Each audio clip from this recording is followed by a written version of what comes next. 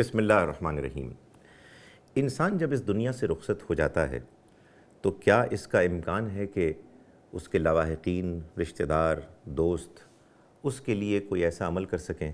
کہ جس کا فائدہ اس کو بھی پہنچے؟ کیا ایصال ثواب ہمارے دین میں کوئی ایسا طریقہ بتایا گیا ہے کہ جس میں دوسرے لوگوں کو کہ جو اب دنیا میں نہیں رہے، ہم زندہ لوگ کوئی نیکی کا ثواب کا کام کر کے ان تک پہنچا سکتے ہیں؟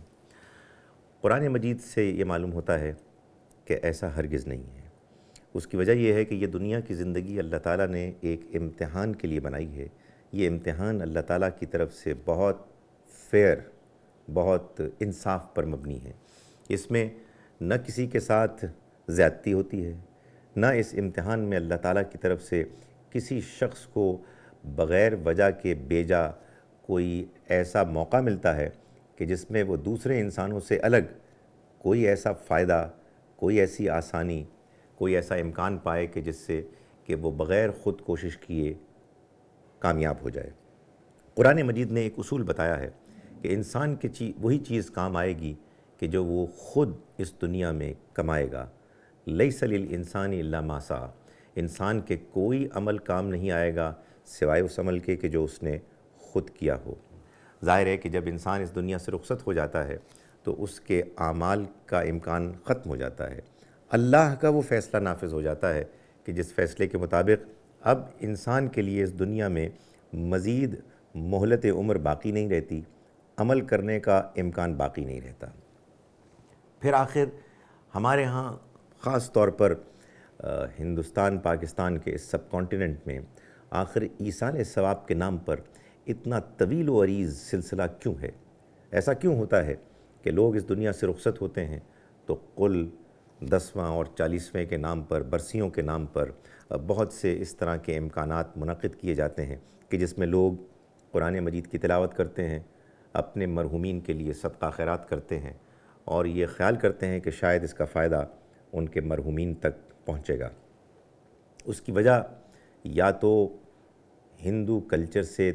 متاثر ہونا ہے، یا پھر بعض ان روایات کو غلط طریقے سے سمجھنا ہے کہ جن روایات میں نبی صلی اللہ علیہ وسلم نے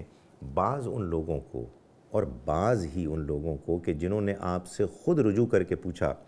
کہ کیا ہم اپنے مرحوم والد یا والدہ کے لیے حج کر لیں یا ہم ان کی جگہ روزہ رکھ لیں،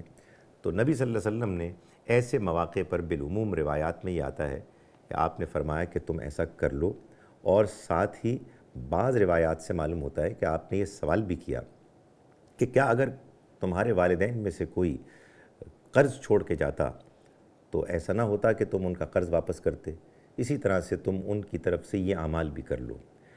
قرآن مجید میں جو اصول بیان ہو گیا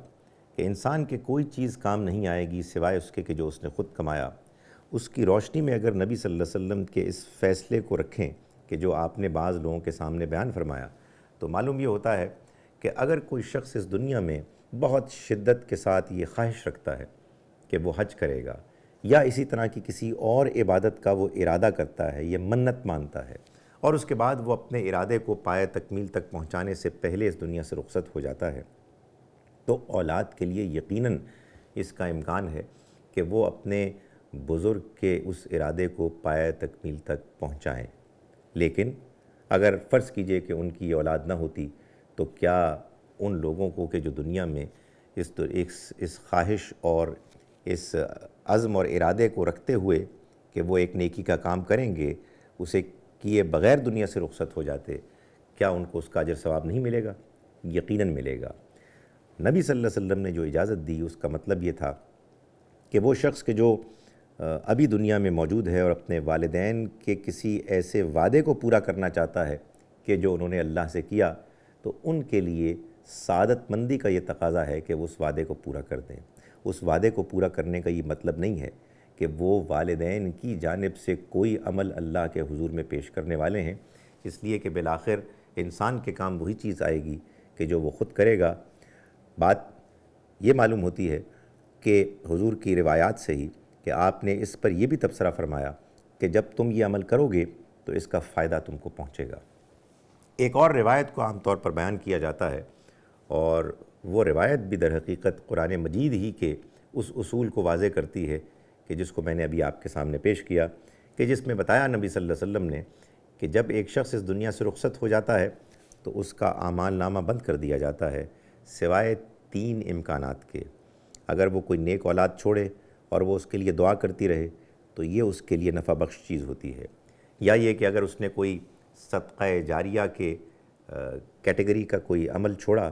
کہ جس کے بعد جس سے اس کے مرنے کے بعد بھی لوگوں کو فائدہ پہنچتا رہا، تو اس کا فائدہ بھی مرحوم کو پہنچے گا۔ اور اسی طرح سے اگر کسی مرنے والے نے اپنے پیچھے کوئی ایسا علم چھوڑا کہ جس علم کا فائدہ اس کے بعد بھی لوگوں تک پہنچتا رہا، تو اس کا ثواب بھی اسے ملے گا۔ یہ تینوں چیزیں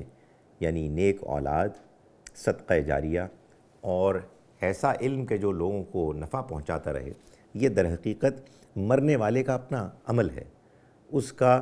اپنا رویہ ہے کہ جو اس کے مرنے کے بعد بھی لوگوں کو فائدہ پہنچا رہا ہے۔ اس وجہ سے یہ در حقیقت اس اصول کے خلاف نہیں ہے کہ جو اصول قرآن مجید نے رہتی دنیا تک اللہ کی جانب سے اس دنیا کی زندگی کے امتحان کے بارے میں ایک اٹل فیصلے کے طور پر بیان فرما دیا کہ لیس للانسان الا ما سعی، اس دنیا کی زندگی کے امتحان میں کہ جس کا نتیجہ آخرت میں نکلنے والا ہے، جو ایک موٹی سی بات اپنے پلے باندھنے کی ہے وہ یہ ہے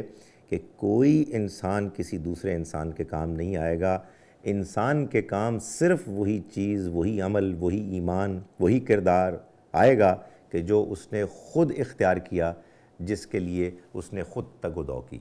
چنانچہ اللہ تعالیٰ ہم سے یہ چاہتے ہیں کہ ہم اس دنیا کی زندگی میں خود اپنے آپ کو ٹھیک کریں، اپنے ایمان کو، اپنے اخلاق کو، اپنے کردار کو۔ کوئی دوسرا شخص چاہے اس کے پیچھے اس کے مرنے کے بعد کتنے ہی قرآن مجید کیوں نہ ختم کیے گئے ہوں، کتنے ہی صدقے کے لیے جانور کیوں نہ ذبح کیے گئے ہوں، اس سے مرنے والے کی ذات پر، اس کے انجام پر کوئی اثر نہیں پڑے گا۔ اگر وہ نیک ہوگا، اگر وہ اپنی زندگی میں حق پسند رہا تو وہ کامیاب ہوگا، اور اگر اس نے دنیا میں اللہ کے دین سے بے پرواہی کی زندگی گزاری اور اخلاق اور ایمان کی اس نے کوئی پرواہ نہیں کی، تو خواہ اس کے پیچھے کتنا ہی کیوں نہ ایصال ثواب کے نام پر عمل کیا گیا ہو، اس کو کوئی فائدہ نہیں پہنچے گا۔ اللہ تعالیٰ ہمیں صحیح بات کے سمجھنے اور اس کو اختیار کرنے کی توفیق عطا فرمائے۔